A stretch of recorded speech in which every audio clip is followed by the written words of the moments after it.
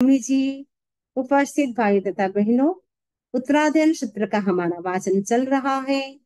इसके अंतर्गत हमारा देवता का प्रसंग, देव गति का प्रसंग चल रहा है। नरक गति, तिरंज गति, मनुष्य गति के बारे में हमने सुना। देव गति के बारे में भी हमने लास्ट सेशन में सुना था। उनमें से हमने 4 प्रकार के जो देव होते हैं उनकी चर्चा की थी। भवनपति, व्यंतर, ज्योतिष्क और वैमानिक। वो कितने प्रकार के होते हैं उन सब की चर्चा हमने डिटेल से की थी। अब वो जो देवता होते हैं, देव गति में जाते हैं, तो वो मिनिमम और मैक्सिमम वो कितने साल तक वहां रह सकते हैं, अब वो बताया जा रहा है।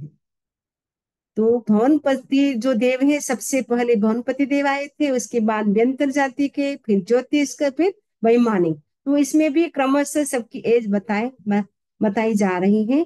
अब भगवान बताते हैं कि जो भवनवासी देव बन जाते हैं उनकी एज कितनी होती है।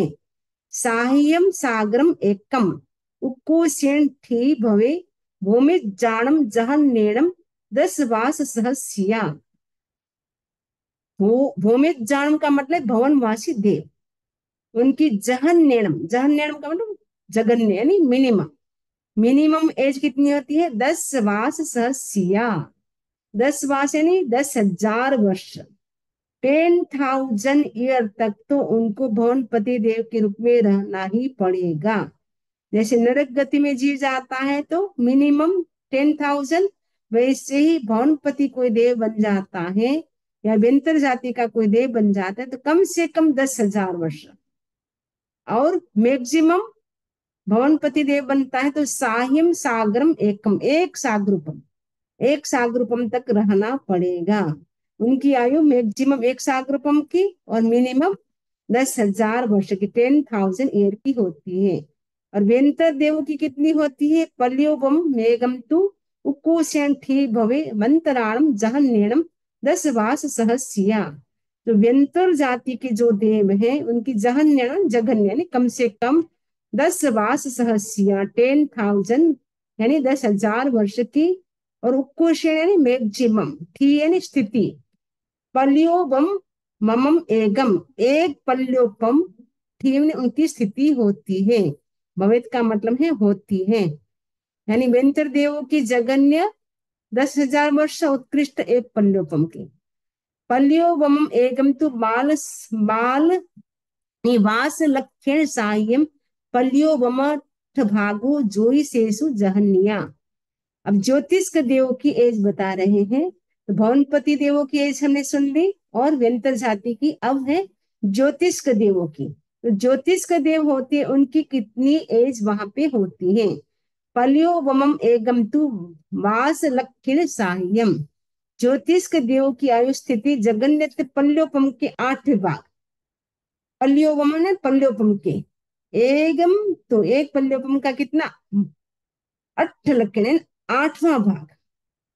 8वां भाग ने एक मतलब एक भाग हो गया, वन भाग। 8वां भाग एक पल्योपम का, हम एक पल्योपम है उसको हम 8 भागों में डिवाइड करेंगे तो 8वें भाग जितनी उनकी स्थिति होती है। तो जगन यानी कम से कम पल्योपम का 8वें भाग। और उत्कृष्ट मैक्सिमम उनकी कितनी होती है? 1 लाख वर्ष अधिक एक पल्योपम की होती है। यानी जो सूर्य है, चंद्र है, नक्षत्र है, ग्रह है, तारे हैं, वो इतने साल तक रह सकते हैं। यानी ऐसे देखे तो देवता की अपेक्षा से इतनी ज्यादा आयु नहीं है। क्योंकि अब आप देखेंगे आगे वैमानिक देवों की आयु देखेंगे तो उनके आगे तो उनकी बहुत कम आयु है। क्योंकि जैसी जैसी हमारी साधना होती है वैसी वैसी हमें देव गति में भी वो पोजीशन हमें मिलती है। अगर यहाँ हम अच्छी साधना करेंगे, अच्छी त्याग प्रत्याख्यान व्रतों की आराधना करेंगे तो ऊपर भी हमारी पोजीशन अच्छी मिलेगी। और यहाँ हम कम करेंगे तो वहां पर भी हमारी पोजीशन डाउन हो जाएगी। इसलिए हमें उस पोजीशन को पाने के लिए नहीं करना है, लेकिन व्रतों की आराधना कर्मों की निद्रा के लिए करना है और मोक्ष की प्राप्ति के लिए करना है। अब ये जो भवनपति व्यंतर ज्योतिष के देव की एज हो गई। अब वैमानिक देव की चर्चा की जा रही है कि जो वैमानिक देव होते हैं उनकी एज कितनी होती है। दो चेव सागरायम उक्कुसेन व्याह्या सोहमम जहन्यम एकम च पल्यो भमम। जो सौधर्म देवलोक है, फर्स्ट देवलोक है, जो 12 देवलोक है उनमें से फर्स्ट है सौधर्म देवलोक। तो हमने चर्चा की थी कल्पोपन और कल्पातीत। तो 12 देवलोक है, कल्पोपन है, यानी वहां स्वामी सेवक का भेद होता है। एक बॉस होता है, एक स्टाफ होता है उनका, वैसे वहां पे होता है, वो कैटेगरी होती है वहां पे उनकी। तो वो जो सौधर्म देव लोक में कोई गया तो वो मिनिमम उनकी आयु कितनी होगी, 1 पल्योपम की, और मैक्सिमम 2 सागरोपम की होगी। तो फर्स्ट देवलोक की आयु इतनी है। अब जैसे जैसे हमारे देवलोक आगे आगे होते जा रहे, वैसे वैसे एज भी बढ़ती जा रही है। उनका प्रभाव, उनकी कांति, उनकी द्युति, सब कुछ बढ़ता जाता है, उनकी एज भी बढ़ती जाती है। अब दूसरे देवलोक में अगर जीव गया, ईशान देवलोक में चला गया, वहां मैक्सिमम कितनी आवश्यक है, जगन्य कितनी है, तो सागरा साह्या दुन्नी, दुन्नी यानी दो, 2 सागरोपम साधिक, ठीक है। और ईशानम्य जहान्यम, जहान्यम जगन्य, ईशानम यानी ईशान देवलोक में जगन्य उनकी जो आयु होती है वो कुछ अधिक 1 पल्योपम, कम से कम 1 पल्योपम, वो कुछ अधिक, और मैक्सिमम कुछ अधिक 2 सागरोपम की होती है दूसरे देवलोक की। और तीसरे देवलोक में कितनी होती है, सागराणी सत्यव, सत्यानी 7, सागराणी 7 सागरोपम की मैक्सिमम आयुष्य होती है। सड़ंग कुमारी जहन्य, तीसरे देवलोक का नाम है सनत कुमार। फर्स्ट का नाम था सौधर्म, सेकंड का ईशान देवलोक, थर्ड नंबर का देवलोक है सनत कुमार। तो सनत कुमार देव की आयुष्य कितनी होती है, आयुष्य कितना होता है, मिनिमम 2 सागरोपम, और मैक्सिमम कितना होता है, मैक्सिमम उनका 7 सागरोपम, 7 सागरोपम तक रहेंगे तीसरे देवलोक वाले देव। आगे देखिए कितनी कितनी उनकी आयु लंबी होती है। यह हम 20 25 40 साल तक धर्म की आराधना करें तो आगे कितने सुखी सुख होता है, और यहाँ हम एंजॉय करेंगे, घूमेंगे फिरेंगे, धर्म ध्यान नहीं करेंगे, फिर वहां हमें कष्ट ही कष्ट होगा, फिर ऐसी योनि मिल गई, ऐसी गति मिल गई, फिर हमारा क्या होगा। इसलिए हमें सोचना है ये मनुष्य भोग हमें जो प्रेशियस मिला है उसका हमें उपयोग करना है, क्योंकि जो समय बीत रहा है वो वापस आता नहीं है। अब 2024 का समय चला गया, अब वापस हमारी लाइफ में कभी आएगा क्या, 2024 का टाइम वापस शायद, इतनी लंबी एज नहीं कि वापस 2024 का हमारे सामने वो टाइम आएगा। ये जो समय बीत रहा है वो वापस नहीं आता है। भगवान कहते हैं जा जा वच्चई रेणी नशा पड़ी नियते दम्मम च गुण मानस सफला जनती रायो। जो जो समय बीत रहा है, जो जो रातें बीत रही हैं, वो वापस लौट करके नहीं आती है। जो व्यक्ति धर्म करता है उनकी रात्रियां, उनके डे सक्सेस होते हैं, सफल होते हैं। जो धर्म नहीं करता है उनकी रात्रियां भी निष्फल चली जाती, बेकार चली जाती है। इसलिए हमें क्या करना है, ये मनुष्य भोग मिला है, जितना भी समय हमारे पास है तो हमें धर्म ध्यान में ज्यादा लगाना है, आर्त ध्यान रौद्र ध्यान से बचना है, और धर्म ध्यान में समय हमें ज्यादा व्यतीत करना है। क्योंकि सबके अपने अपने पत्ते पुण्य पाप, सबके अपने अपने पुण्य पाप होते हैं। बच्चे के अलग होते हैं पुण्य पाप, हस्बैंड के अलग होते हैं। हम दूसरों का हेल्प करें लेकिन उसके पीछे हम उनका ही सोचते रहे, उनका ही सोचते रहे, अपनी आत्मा के बारे में कुछ ना सोचे, ऐसा ना हो। हम अपनी आत्मा का भी सोचते रहे कि मेरी आत्मा कहीं कर्मों से तो भारी नहीं हो रही, मैं ऐसा क्या काम कर रहा हूँ जो मुझे नहीं करना चाहिए। तो वो हमें सारा क्या करना है, इंटरव्यू अपना लेना है रात को सोते समय। तो साहिया सागरा सत्य उत्कुशेण की भवे माहिंदम्मी जहन्यम साहिया दुन्नी सागरा। ये जो महेंद्र कुमार, ये चौथा देवलोक है।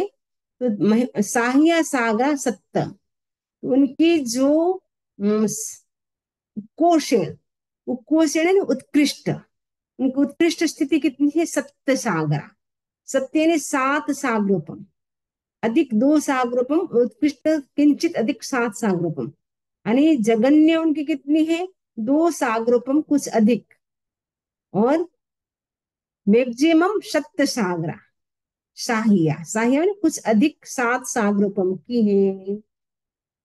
10 चेव सागरायम उपकोशन थी भवे बम्बलोय जहन्यम सत्तु सागरो बमा। जो 5वां देवलोक उसका नाम क्या है, ब्रह्मलोक। पहले देवलोक का नाम था सौधर्म, दूसरा था ईशान, तीसरा था सनत कुमार, चौथा महेंद्र और पांचवा है ब्रह्मलोक। तो जो ब्रह्मलोक है उनके जो देव है उनकी स्थिति कितनी है?